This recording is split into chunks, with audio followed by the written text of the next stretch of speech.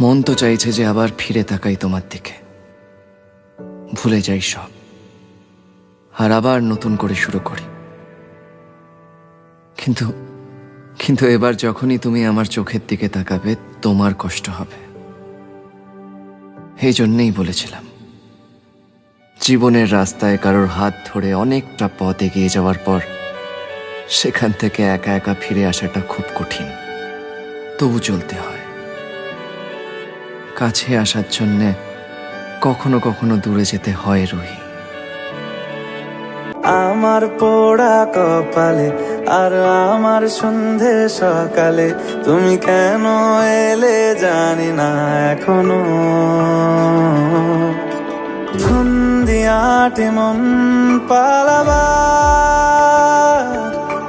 বন্দি আছে কাছে সে তোমার।